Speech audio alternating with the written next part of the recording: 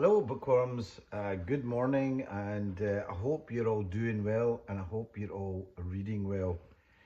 So, another book review from me, and I'm going to review a book called The Vampire Lestat by Anne Rice, or maybe I should call him The Vampire Lestat, if I'm being really pretentious or something. But this is by Anne Rice.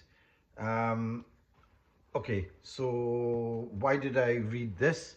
You probably know about a book called Interview with the Vampire, which was written back in the early 80s. This was written in, I think, 1984 or the 1985, something like that. And um, obviously everybody knows about the vampire movies and the vampires, and obviously Dracula is the big thing.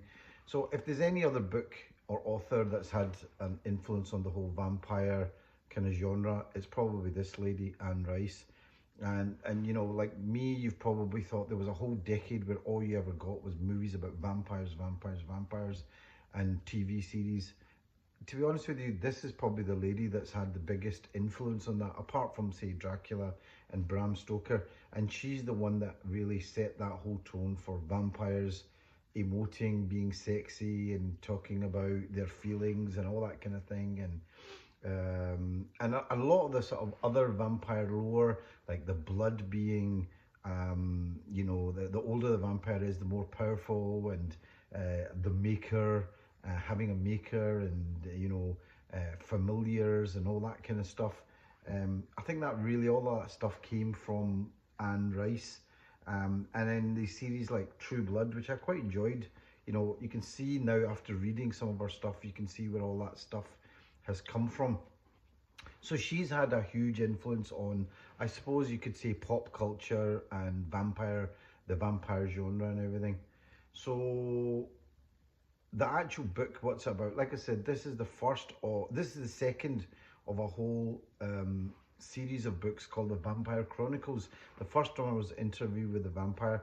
I'll just say a little bit about that. That spawned a whole load of other things. It's that famous movie with Brad Pitt and Tom Cruise, which wasn't a bad movie. And then now there's an HBO series which I actually watched based on that, and that's where I think it's going to probably take off. And there's a whole kind of vampire universe that Anne Rice created, and people absolutely love it. But what did I think of the actual book, I suppose, is what you want to really know. So I'll read the blurb on the back. Like I said, this is the second in the Vampire Chronicles. So this follows the vampire Lestat, who is talked about in the first book, Interview with the Vampire, and but he's a bit of a dick in the first interview, to be honest with you. So in this one, this is kind of his story, and the whole thing is turned around a bit. He's a much more exciting character, and gives his side of things. So I'll read the blurb on the back. Lestat, a vampire, but not the conventional undead. Vivid, extravagant, truly alive. Lestat plunges from the lasciviousness of 18th century Paris to the Rome of Augustus, from the demonic Egypt of prehistory to fin de siècle New Orleans. I don't know what the hell fin de siècle means, but somebody can let me know.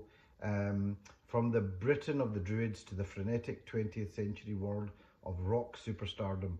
Pursued by the living and hunted by the dead, Lestat searches the world for his purpose, reaching through time to grasp the secret of his own dark immortality. So this book, in the first book, it's about a vampire called Louis who sits down and decides to talk about his life to an interviewer and commit it to like record, like cassette tape. In this one, this is about going over the and in the first one, Louis the vampire spends a lot of time with this guy Lestat. In fact, he's turned into a vampire by this Lestat.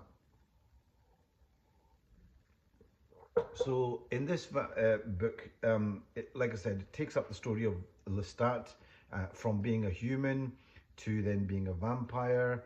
I mean, you can see even on the cover, it's very much, I don't know if you can see that, there's like candles on it and stuff like that. and like, you know, it looks kind of a wee bit gothicy, and you know, I think people who love walking around in prints, frilly, you know, shirts and things like that, would probably love this. It's got that kind of feel about it. And the first half is about his life as a kind of nobleman, but they're not very rich. And he fights off these wolves, and he goes off to Paris to find a lifestyle. This is in like the 17th century or something. He goes off with his pal Nicky, and somewhere along the line they discover the theatre, and in the theatre there's this strange looking guy called what the hell was the guy's name? Magnus, who is a vampire, who basically kidnaps Lestat, takes him back to his tower, turns him into a vampire, and then after he's turned him into a vampire says, right, you're a vampire, these are a few things you need to do. Now I'm sick of this lifestyle, I'm off. And he jumps into a fire and commits suicide. So Lestat is left basically on his own to discover what it's like being a vampire. But Magnus is quite an old vampire, so he's got he passes on a lot of, you know, cool powers. Lestat then goes and turns other people into vampires, one of them being his mother, whose name is Gabrielle, who's quite cool, and a pal of his called Nicky, who he came with, and he turns him into a vampire. He also discovers other vampires, and he realizes that they're not really people that he really particularly likes, but he finds these old vampires who are kind of like clinging to like an old vampire religion. And Lestat is a bit of a rebel, so he kind of shakes everything up. So he's kind of like a kind of, I don't know, Michael Hutchins or something, you know, from NXS. You know, he's got that kind of look about him, you know, like he's a bit of a rock star. And then later on, in the 20th century, he does become a rock star, and I think that's kind of taken on further. So that's quite cool. And I think there will be other new series about Lestat turning into this rock star later on. I mean, I don't want to give away too many spoilers, but really, you know, it's about his kind of, you know, development as a vampire, and then he meets a guy called can't believe I've forgotten his name already. His name is Marius. Yeah, Marius. So Marius the vampire is a kind of old vampire who looks after these other original vampires called the ones who must be kept. And that's like, her name is Akasha and Enkel. And there's some strange kind of vampires who kind of like sit there like statues, but they're like, they've obviously been through so much trauma that they've almost been zombified, but they come alive again when they feel like having something to eat. A bit like my cat, who's about 14 years old. She just sleeps all day and then, you know, gets up when she wants to eat something. So yeah, so Lestat is kind of taught stuff by this vampire called, did I say his name was, I get confused with the Magnus and the other one. Is it Mario? No. This other vampire is, oh God, Marius, yeah. So Marius is kind of like a cool, kind of older sort of vampire, but he's got that kind of, probably, I don't know, Harrison Ford kind of probably vibe about him, or maybe an older George Clooney. He's kind of vibe, but they're vampires, so they're probably quite youngish looking.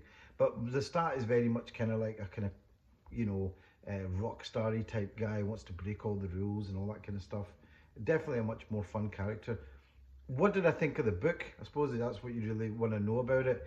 If you like vampires, and remember, this is, you know, all that Buffy the Vampire Slayer, all these sexy vampires, all of that shit came from this woman here, Anne Rice, and this kind of creation. It didn't come from the Dracula, Bram Stoker type kind of vampire. It all came from this kind of stuff. And I read the first book, and I have to admit, I was bored. I was really bored. I couldn't wait to put that bloody book down.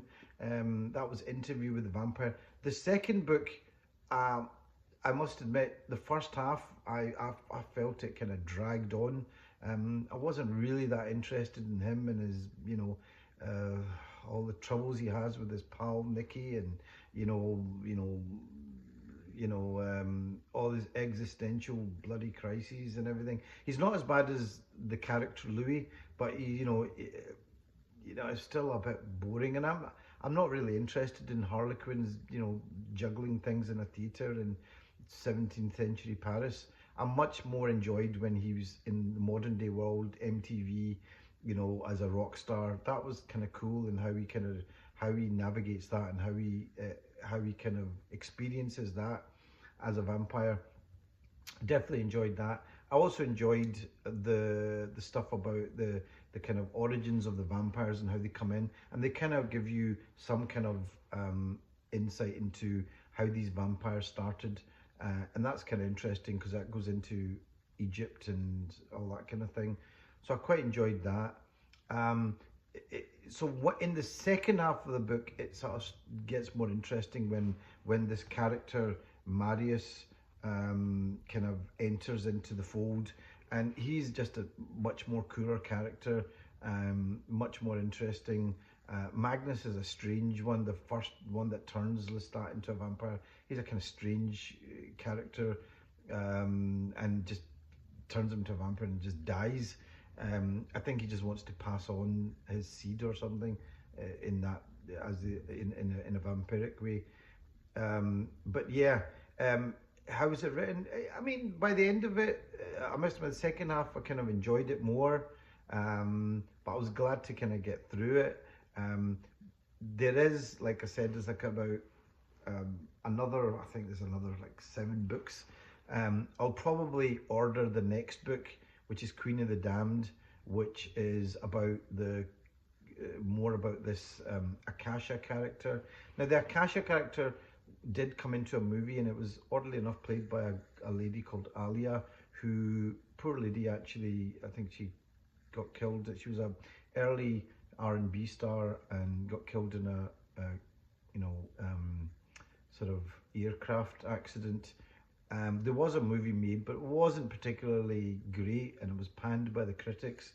So I think there will probably be more of her played by somebody else in one of these later HBO series. And the guy that does the Vampire Lestat in the HBO series, I think, is fantastic. He's really good, and he just embodies the character, I think, much more than, I hate to say it, Tom Cruise.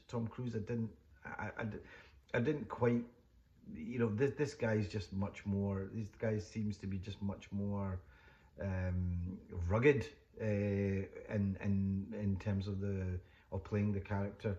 And so yeah, that's Vampire Lestat by Anne Rice. What did I think of it? It was all right. If you like that kind of thing, if you're into the vampire genre, you'd probably love it. I think when it came out in the 80s, people probably thought it was fantastic. I've got friends that have read this and thought it was great, and they told me about it like decades ago. I've just read it now, and I probably will read the third book of the series, because I think the first 3 you probably want to read. I'll probably do a review of the first book at some point, although I must admit I wasn't a huge fan. So that's The Vampire Lestat by Anne Rice. Yes, not bad if you like that kind of thing, I suppose.